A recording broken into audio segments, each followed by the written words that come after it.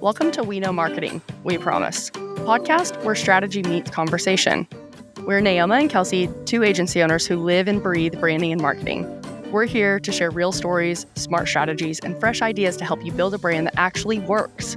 So grab a seat and your favorite drink and let's dive in. Welcome back. Welcome back. We're going to talk about the things we would never do in business again. Which is going to be a very humbling episode. I'm over here trying to, I think you're going to have more hot takes on this one than I am. I would have everything in writing. Everything in writing. Yeah. I actually saw my attorney at the wedding I was at this last weekend. Yeah. And everybody's like, how do you know Tina? And I was like, well, she saved me when I was getting almost sued over my birthday weekend. 30th birthday. And I'm like, Tina, you're great. You're great. What an intro. And she said, only do things in writing. Yeah. Yeah. Because even an email thread you can use in court. Yep. So it's like if you have their agreement and they said, yes, please do this for me. Yep. It's this much money, blah, blah, blah. That does count as a... Yeah. Everything in writing. No more handshake agreement. Deals. And the thing is, like, I haven't done a lot of those, but I've seen a lot of them not go well. Or I've even heard of some very established people in town that just only do handshake deals. And then I'm like... Oh, yeah. I had one of my really good friends, her dad co-owned a business on a handshake and worked there for 35 years and suddenly lost his job and lost everything because he didn't have any of it in writing. This is not like when we were 7 years old and we're doing like the blood sister oath thing. Like, it's just a weird thing where if you don't do it, then you almost forget about it. And then suddenly the business is falling apart or the person stabs you in the back and you don't have anything in writing. And you're like, how did I get here? Because you didn't think of it in the beginning. And that's where I think like your skepticism of people is really healthy because you are going to always go through your process and your contract. And previously, I've not always done that. Like, especially if I have a really, really good relationship with someone, I don't hold them to signing the agreement before we do any of the work for them. Oh, okay. Well, let me explain why I am that way. One, my mom is an artist, hippie. I've lived in, I don't even know, probably over 17 cities my entire life. Moved all over. And all over Mexico?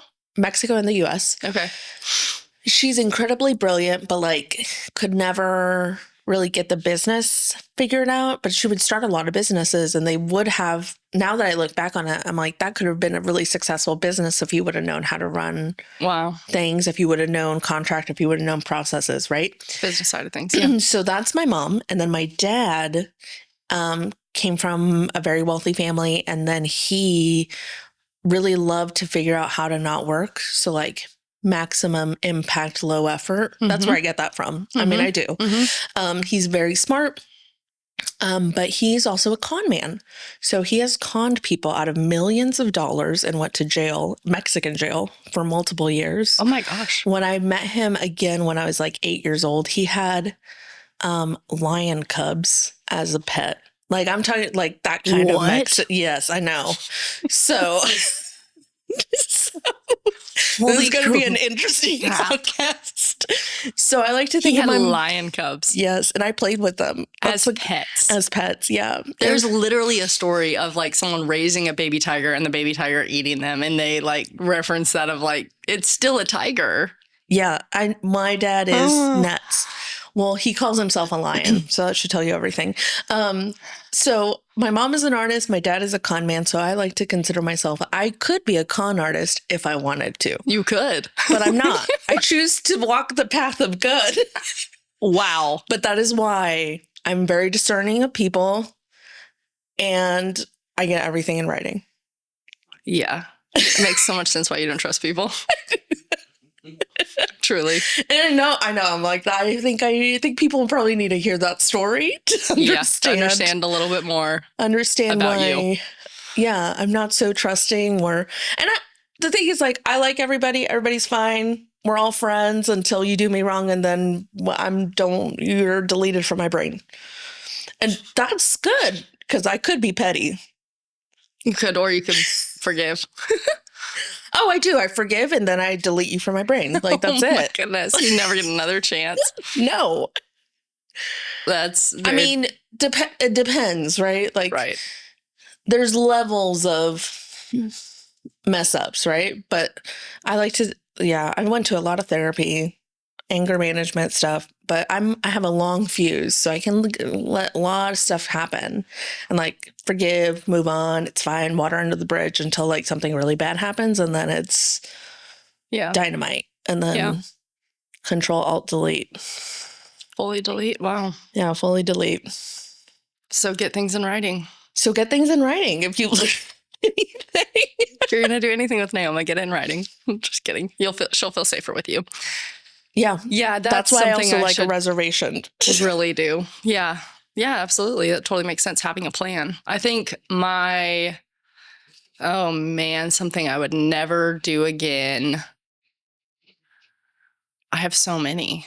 I'm like, what area, what category? Do I want to start with finances? Do I want to start with relationships? Do I want to start with Oh man. time management? So time management for me, some things I would never do again is all the time suck stuff that I would do.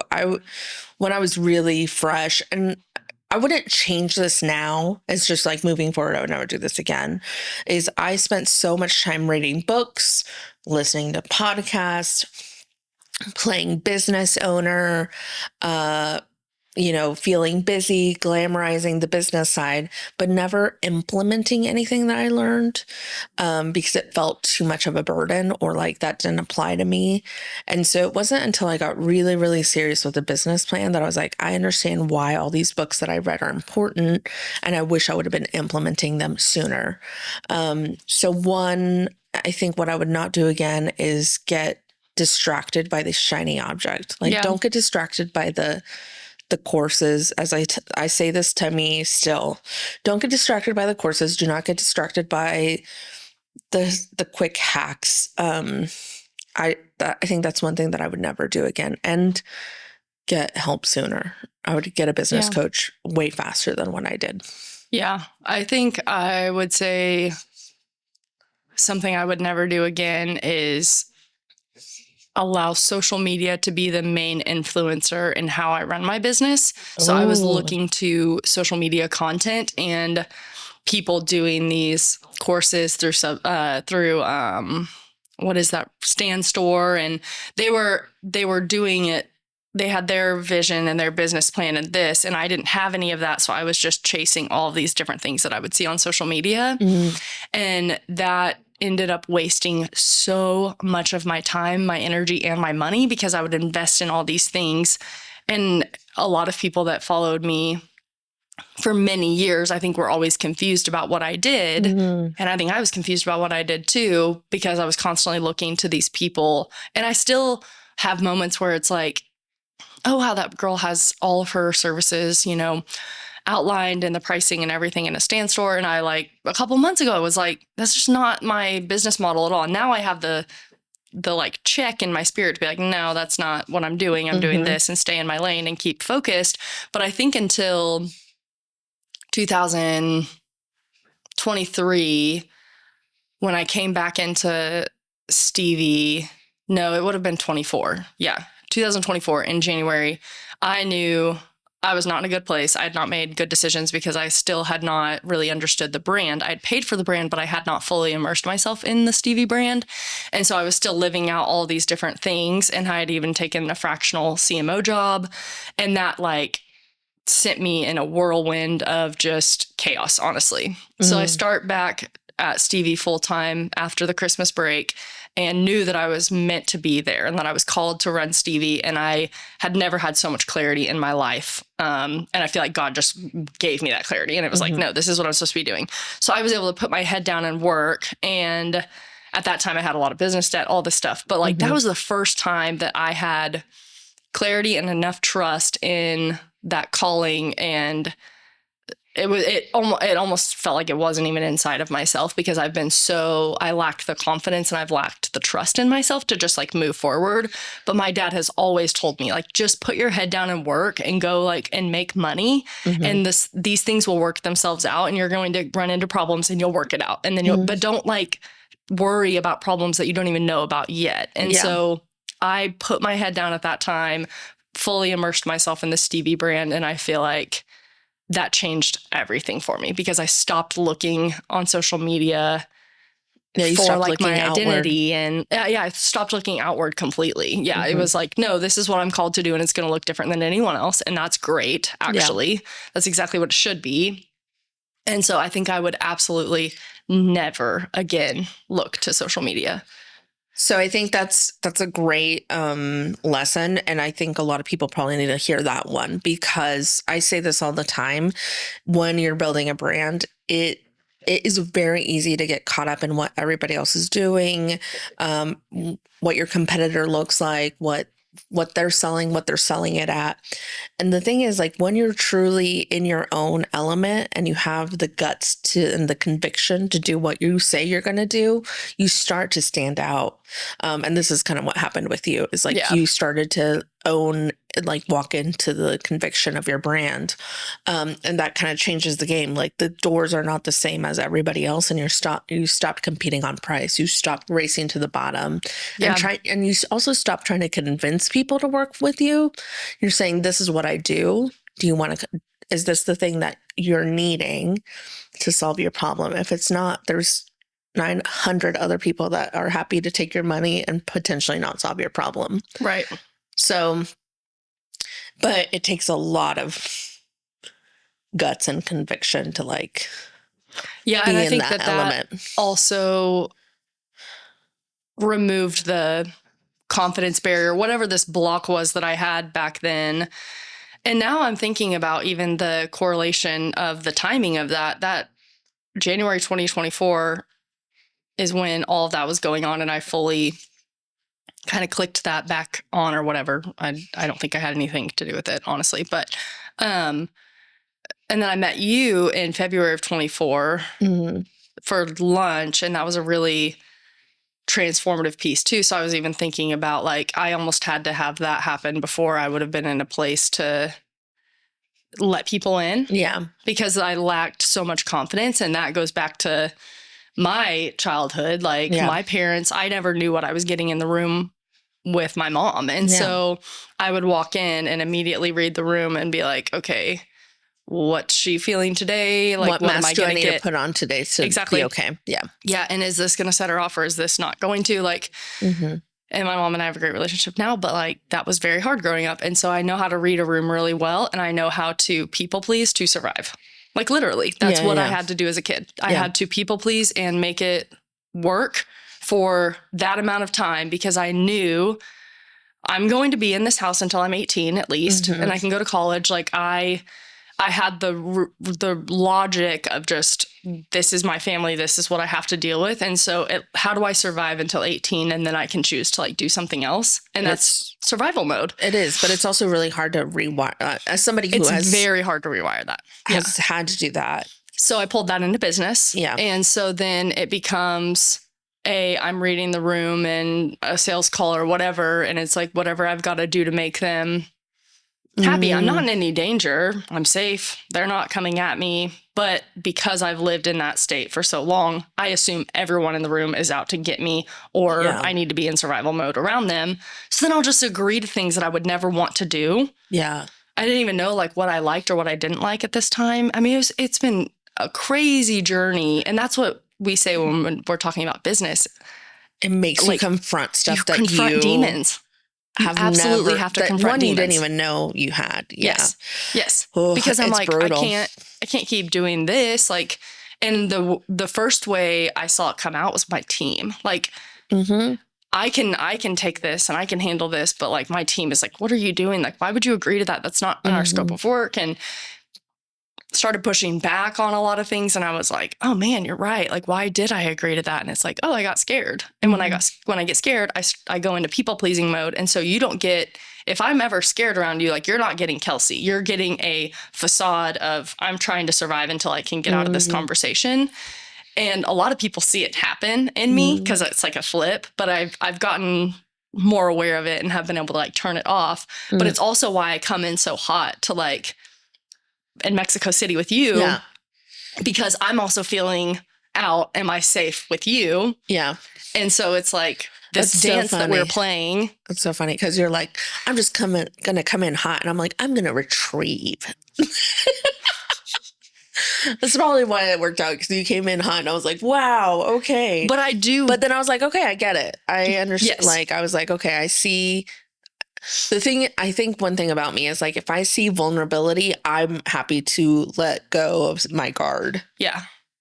But a lot of people are not okay with being vulnerable. Right. Right. So I think that's how that happened with us. Yeah. And I think I reach a point where it's like, I'm either not going to be friends with them anymore, or I'm not going to be able to have a relationship until like something is past here with vulnerability, because until there's been vulnerability shared, I think I'm scared. And so once you were able to do that, you don't realize like how much that took off of my shoulders of like, and I had a discerning feeling that you were a safe person, and you're not perfect, of course, and you're going to hurt me. I'm going to hurt you, those things. But it was like, I had enough of that to be vulnerable first, but it was like, I have to see almost how, and I'm not doing this consciously. No.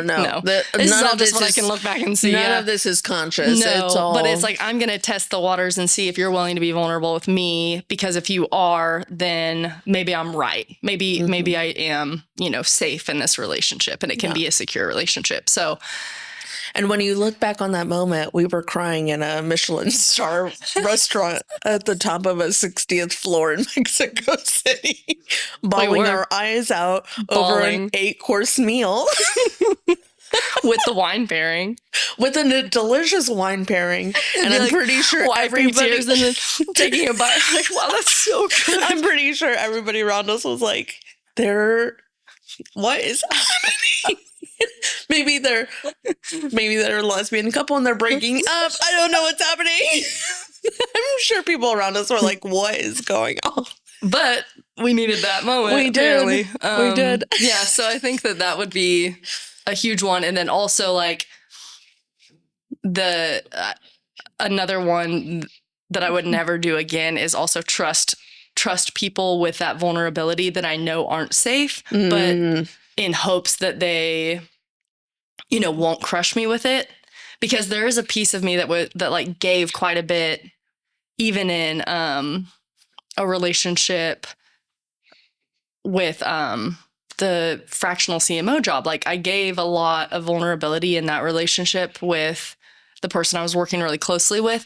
And I knew in my gut she didn't have like the best interest for me, but I did that because I wanted to control it. And so it was almost this like weird so you're like, let me show you my vulnerability so that then you can't like pull it out of me and use it against me. Something like that. It's a lot. There's like weird manipulation involved in it, but a lot of it just goes back to my childhood and like trying to survive. And so now I'm very aware of like getting to know someone for a really long time before having a vulnerable conversation like you and I had. And we had several months of that. Yeah.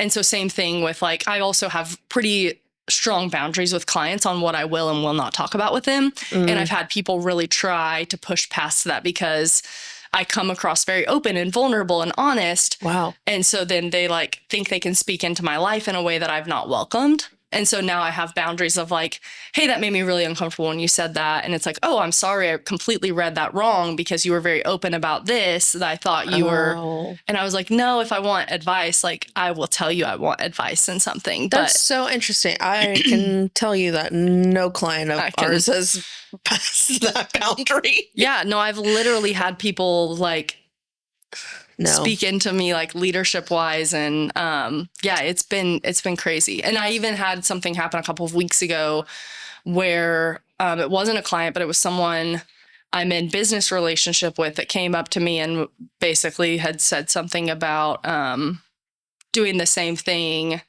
is going to create the same results. And I didn't even ask for feedback. I didn't even ask what he meant by that because I didn't want to know and I didn't care because I wasn't allowing him to be someone who spoke into my life that way. Yeah. But it was crazy because he was insinuating that like I keep making the same mistake over and over again. I'm expecting a different result. And I had a check in my head of like, no, that's not what I'm doing. And like immediately shut that down and didn't.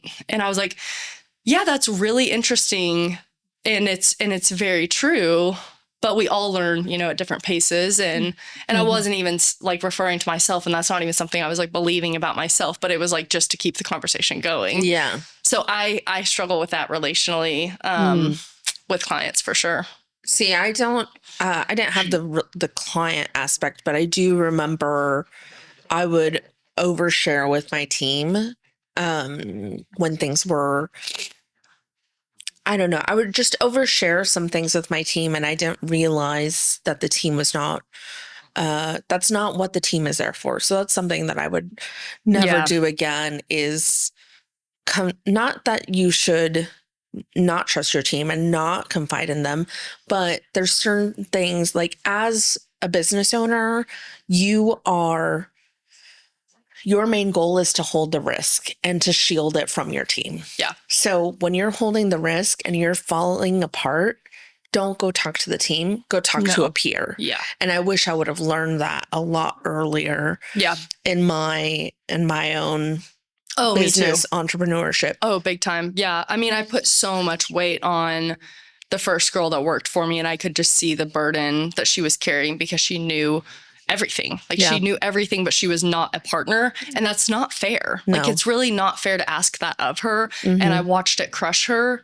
And then it reaches a point where there's no return. And it's like, you have to like end the relationship at that point. But then there's so much damage done because I overshared. And it's like, oh, well now I can call you if something, because the thing is like, you're a human. Yeah. You're going to have things that happen in the middle of the day that completely like derail you, and you need someone to talk to. And I did that last week with you, and you did it a couple of weeks ago with me, where it's like, hey, this happened and it felt really icky and it was something, like, can I talk through it with you? And then I'm not going into, and I show my feelings. Like I show my emotions on my face, and it could have nothing to do with my team, but I don't tell them. And so they're like, did I do something? Yeah. And it's like, no, if I can get it off my chest, call you, then I can walk into my team meeting and be fine because I've like processed through it. Or it's like, okay, that is what it is. I'm going to deal with it later. Yeah. But I was previously doing that with my team, and it was so damaging. Yeah. That's one thing that I would never do again, is I would know where the outlets are and where's that line? Where's that boundary? Because when you are in charge of someone, like they don't know, like they just say yes. And now you're coming in like the mom that's, schizophrenic. Literally doing what my mom did to me growing up. Me too. And then my team is like, oh, are we going to have good Naoma or bad Naoma or sad? Or, and I'm like, that is not on them to regulate. That's on me to regulate. But that's why having peers, having people you can text that know, but also that know what you're going through. Yeah. Because as much as I love my friends that don't own a business, they don't understand it. They don't understand like, hey, I had to do this, or this happened to me.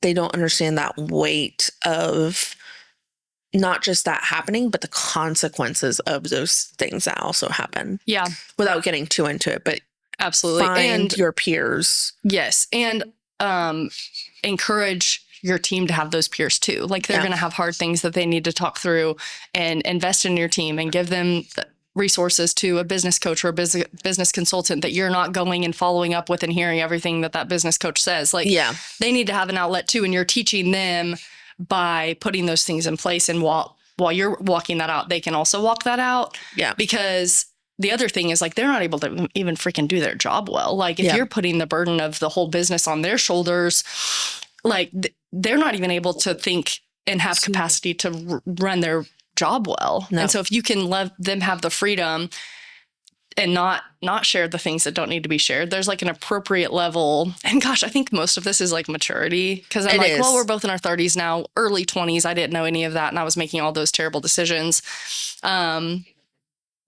Yeah. We've hit on a lot of relational ones. I'm trying to think through like,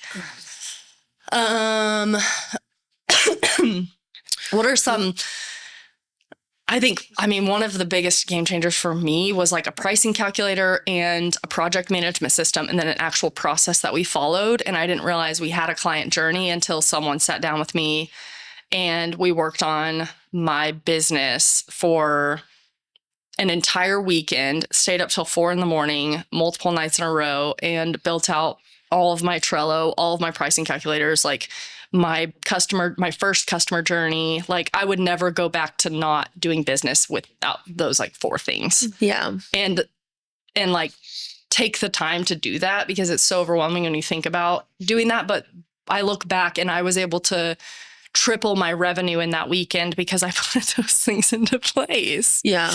I was one of the crazy ones that started with the project management system, and my first hire was a project manager, which is brilliant. But just because I knew I was getting inundated with emails and client requests, and I couldn't actually do the client work. Which is like crazy level of maturity to be able to see that.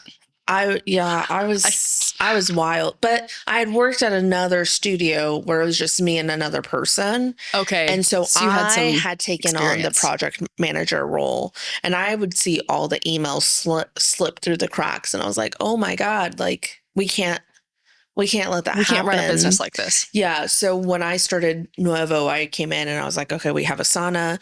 This is what happens. Like when we get it, like we have contracts. They were not great at the time, but we did have them. Now we have better ones. These are our contracts. I stopped giving out my number at that time. Now I do give it out. Yeah. You do more. I do more now because my clients are better. Well, and you have great relationships with them. And I have great relationships with my clients. But yeah, I had that because that was a thing that made me feel safe in business. Like in going out there and doing it, was having those things in place. That's what made me feel safe. No, it makes sense. It absolutely transformed my life whenever we got everything plugged into a project management system. And I did it over a weekend, and we started implementing all of it on Monday. And the reason I brought, just like, this is so me, like to a breaking point. Like, I'm like, wow, I have, 6 proposals out right now, and I don't know what to charge for them. And so on Friday, I'm like, okay, let's buckle down and like figure out what my pricing is. And so I had a friend that like actually asked questions about business for the first time. And and he sat down with me, and the entire weekend we knocked it out. And I went and pitched every single one of those clients the next week, and literally tripled my business revenue because I pushed it to a point of procrastination where it was like, you have to do something. And I did, and it changed everything. Yeah. And then now we've just continued to grow in that area. And I think I started to love business at that point. Like I was like, oh, this makes sense. Yes. I understand. I could see myself doing anything at this point, not just social media, because I love this side of it, which was the business plan. How are we going to make it happen? What is their experience going to be like? What emails are they going to get? And how are we going to talk about it? And those types of things that I loved. And so I would never go back to flying by the seat of my pants. Playing business. That's when I was still playing business, for sure. And I think that's the difference when you're playing business, especially if you're in a creative field at all. Just making it as easy to work with you as possible is going to be the best. I think one thing that I would never, what is something that I would never do again?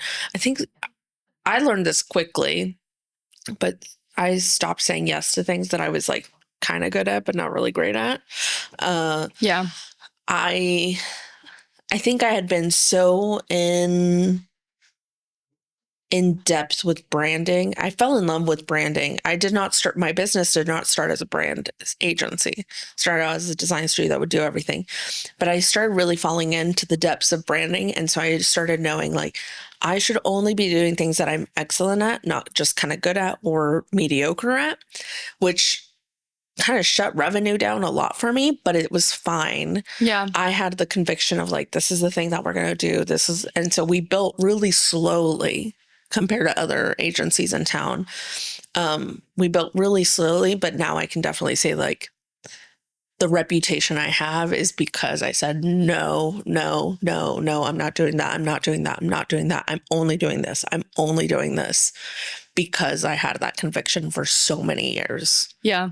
No, that is, I mean, that's sturdiness. Like, you're just showing, like, this is what I'm doing. This is what I'm doing. This is what I'm doing. And I think I've only had that now for a year and a half. Like, I think I started, I planted my feet and I'm like, no, I'm only doing this like January 2024. Yeah. And I'm already reaping the benefits of that. And it's only been a year and a half. Yeah. And you've obviously done it for multiple years and you're seeing that reputation. But it's also cool because you're building, as you're referring people out for other things, like, you're not going to do social media, but you and I got to grow our relationship because you're sending people to me for social, and there's trust built that, like, I'm not going to screw over your clients. And same for me. It's like, no, you absolutely need to work with Nuevo because you need all of this branding stuff. I mean, a client that we've worked with for multiple years, like that, you know, you guys just onboarded, and that was super fun for me because I was like, no, I can tell you right now, they're going to do excellent work. You have so much coming up. Don't miss out. And you stay in your really great expertise. And then you thrive. And then you're connecting business owners all across Oklahoma City and now all across the nation with, like, okay, hey, like, we want other strategic partners. But when someone comes to me and they're like, we do everything, I'm like, how do I refer anyone to you? Well, because I do social media and you're saying you do social media, but ours looks very different. You do branding, but Naoma does branding. And I don't think you guys are doing the same thing at all. No. But it's because their services on their website, it's like, we do websites, branding, social media, photos, videos, we'll do anything for you. Yeah. And I'm like, but what do you do well? Because I know you can't do all those things well. So then if we can figure out what that one thing is that you do well, you could be really successful with that one thing. Yes. And I think that's my biggest issue is, like, that's why I felt really comfortable like sharing clients with you, because a lot of people would be like, well, I need the social part too. Can you not do it? And I'm like, you should not pay me to do it. I'm not going to do it well. Like, I really won't. You should find somebody who's an expert at this. The problem is that then they'd go talk to another agency and they're like, well, we can also do your branding and we can also do this and we can also do that. And so, yes, I have lost clients to people who go to the agency that can do a lot of things. But I've also gotten clients that are like, no, we want to do the branding with you because we know that you're an expert at it. And we'll figure out the marketing piece. We'll figure out the social piece. And so when I know that there's another person that's like, I do video really well, like Valentina, like love Valentina. I do audio really well. I do photos really well. Stop motion video, like stop motion, Mason. Like, golly. I will send you and refer you because my clients, it stops, right? Like, I build the brand, I help you expand it. We think strategically through some campaigns, and like, I'm done.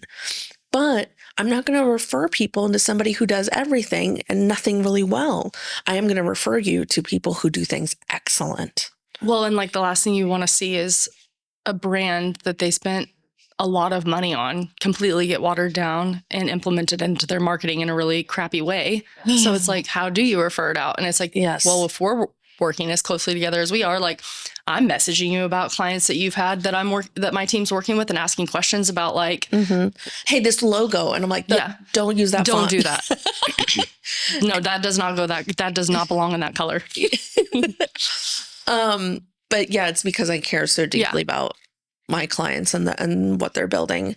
I think it also made me cringe one time when I approached an agency and I was like, hey, if you ever need brand work, like, I'm happy to help your team come in with it.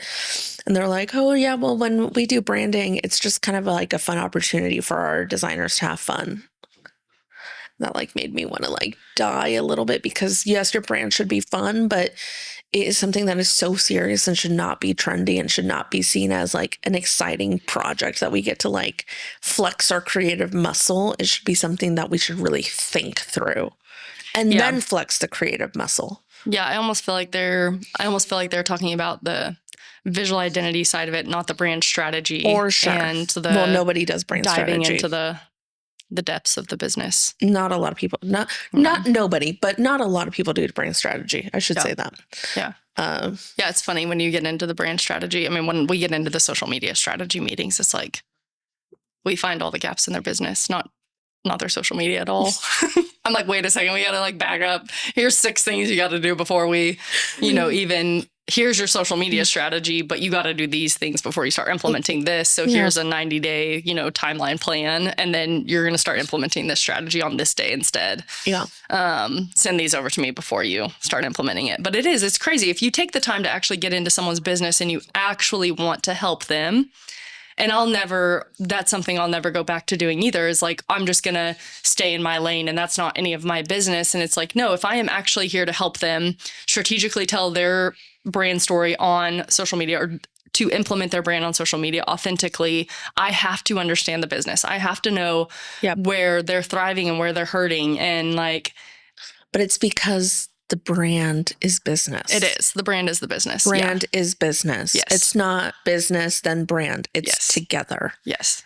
Yes. And it's like, okay, if I help you with a social media strategy, but there's all no of this customer is journey, and you can't, your people aren't picking up the phone when the phone's ringing, and we're not authentically representing the brand. If we authentically represented the brand, we'd maybe be posting like unhinged content 3 times a year because that's how you act with your customer journey. I'm like, you didn't pick up the phone for 15 days because you were on vacation, but like you didn't have a front desk person. I had a client 3 years ago that literally was like getting calls from what we were doing. And then it completely backlashed because I wasn't doing strategic content. Like I wasn't strategically meeting them before. Yeah. And I didn't understand their sales process. I didn't understand their business. And they were playing business and I was representing them as a real business on social media. And that backfired. Yeah, that backfired real quick. I'm sure that did a little bit more damage than helped them because it showed all their customers their flaws. Why are you not picking up the phone? Why you're posting all these things on social media that you're authentic and that you answer your phone and you have great customer service, but you're not picking up the phones. I mean, just Google reviews coming in and you're like, you're like, I can't. And I'm like, wait, this actually isn't my fault, but I can help on this front end to make sure that I don't get in this situation again, which is I've just kept getting more and more strategic with what I'm doing. Yeah. So it's crazy. Yeah. It's crazy how much those things matter. Trying to think of other things. Something else I would never do again. What I would never do again. Oh God, I don't like that. The thing is, like, I've learned lessons from all the things I've done badly. That's me too. Absolutely. That's the thing is, and I've learned to come in with very low expectations when it's something new. That way I can then build up the expectations. But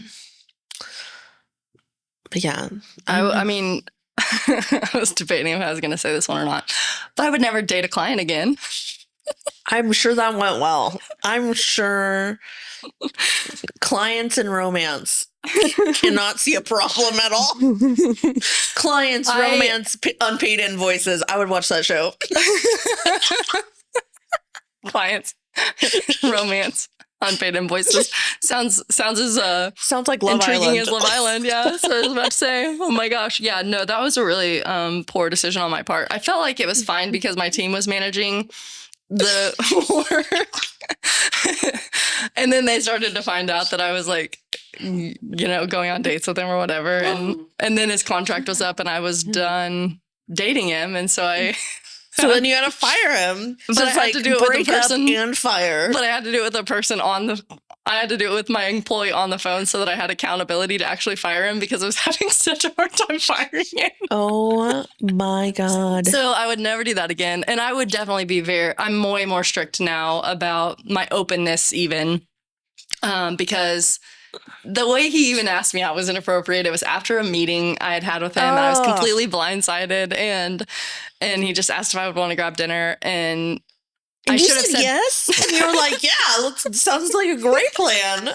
I said, sure. Oh, no. I was very unsure of it, but I, once again, get scared, go into survival mode, and then I just do whatever that person is wanting. And it wasn't that I was not interested completely in going on a date with him. It was just that was not appropriate timing for him to ask that. And that is what I wish my response would have been is like, hey, I'm flattered, but this is not appropriate. We just had a meeting and it's not going to be appropriate for us to ever go on a date because you're a client. I really wish that would have happened to me because I don't know what I would do. And You don't know and until I would it love happens. to see what I was doing. You would go the opposite. Like I go I would people be pleasing, like, kindness, yes. like being really nice, but not really saying what's on my mind. But you are like, I think you would go the opposite direction. I think I'd be like, hell no. Yeah, I think so. And that's not necessarily as far as what I would want to say now, but I wish I would have said, hey, that's not appropriate. And I've done that in the past because being single and running a business, like I have had clients hit on me a lot. And now I don't have that happening because I have better clients, but I've had it reach very inappropriate levels to where I've had to fire them and block them and different things like that. Like an older guy specifically was like very intense with his pursuit of me. Okay, so lesson here, not just don't date your clients, but don't ask your vendors out on a date. That's weird. Partner. Don't be a weirdo. Don't call us a vendor. Don't call us a vendor. Well, I don't care. No. Just no. No. Yeah, I agree. Don't do it. Don't do it. It's just if the contract is over, whatever. Yes. No. This. Yes. And if you have any intentions of pursuing that person in a dating relationship, don't get into a business contract with them. Yes. Find someone else. Oh my God. Yeah. So I don't think I can top that one. I can definitely not top that one. So I think we're just going to leave it on that one. Don't date.